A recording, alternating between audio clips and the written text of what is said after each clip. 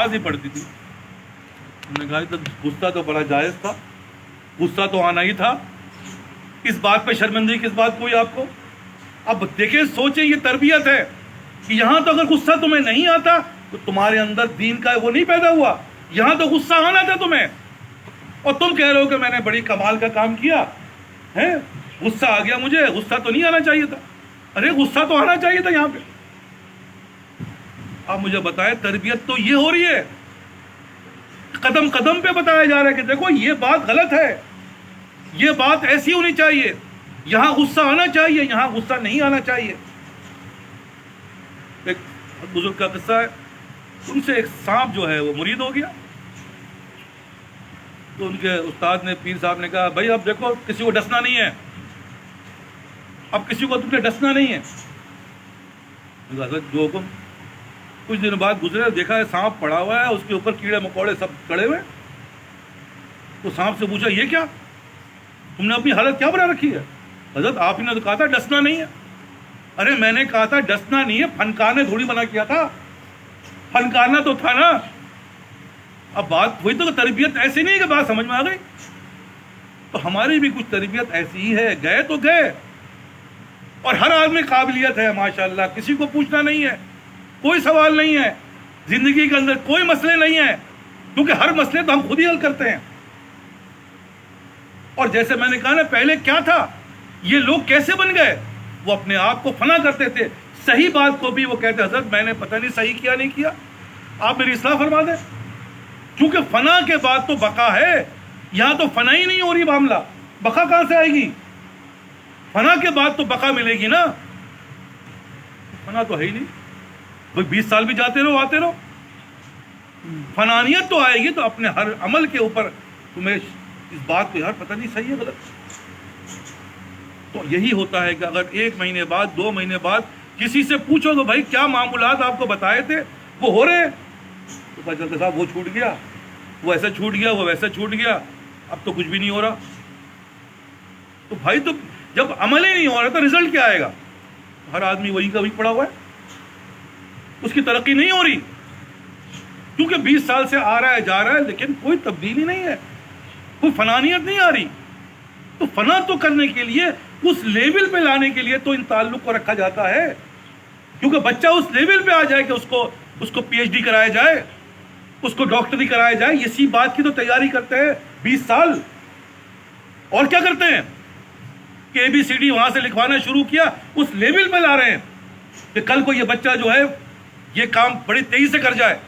اسی طرح اللہ والوں کی صحبت میں آ کر وہ ان کو ایسے لیول پہ لاتے ہیں کہ اللہ اس کے رسول سے محبت ہو جائے, ان کو اس لیول پہ تو آئیں جہاں پر یہ مراد ملتی ہے, جہاں پر یہ چیزیں ملتی ہیں. لیول تو آ نہیں رہا. ایک بچہ میٹرک میں ہی ہے, کیا اس کو وہ مراد ملے گی؟ کبھی نہیں ملے گی. آپ کا دماغ کہتے صاحب نہیں ملے گی, کیونکہ مراد تو اس لیول پہ آنے کے بعد ہے, اور جتنی بھی باتیں ہو رہی ہیں اس لیول پہ آنے کی ہو رہی ہیں. اس لیول پہ کون سی تربیت آپ نے لی, کس سے لی, کسی سے پوچھا, کہاں آپ, تو کوئی جواب نہیں آتا. تو ترقی کدھر ہوگی؟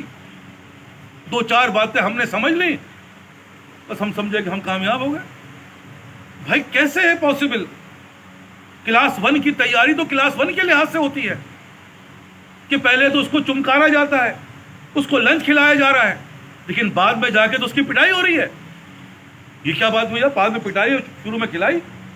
کیونکہ اب تمہیں اگر تم نہیں کرو گے تو تم پہ سختی کی جائے گی. تو ہمارا بھی کچھ حال ایسے ہی ہے.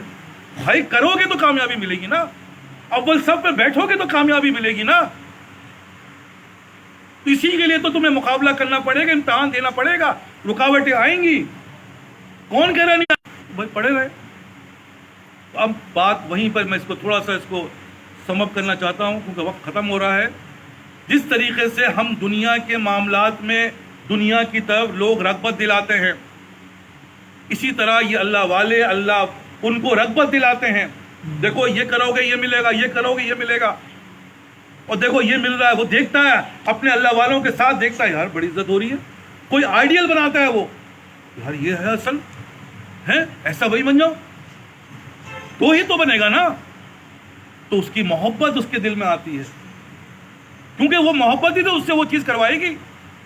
اس چیز کو دیکھ کے اس نے کہا یار میں بھی ایسا بن جاؤں, لوگ بھی میری عزت کریں, لوگ بھی, کیونکہ انسان کی فطرت ہے, وہ یہ چاہتا ہے, کیونکہ وہ دیکھ کر ہی تو یہ سب چیزیں ڈیمانڈ کر رہا ہے کہ ایک ڈاکٹر کی بڑی عزت ہے, ایک انجینئر بڑا کامیاب ہے, ایک جو ہے کمپیوٹر کا انجینئر, وہ فوراً وہ بننا, اس کی محبت اس کے دل میں آتی ہے اور وہ فوراً اس کے لیے اپنی رات دن کر دیتا ہے.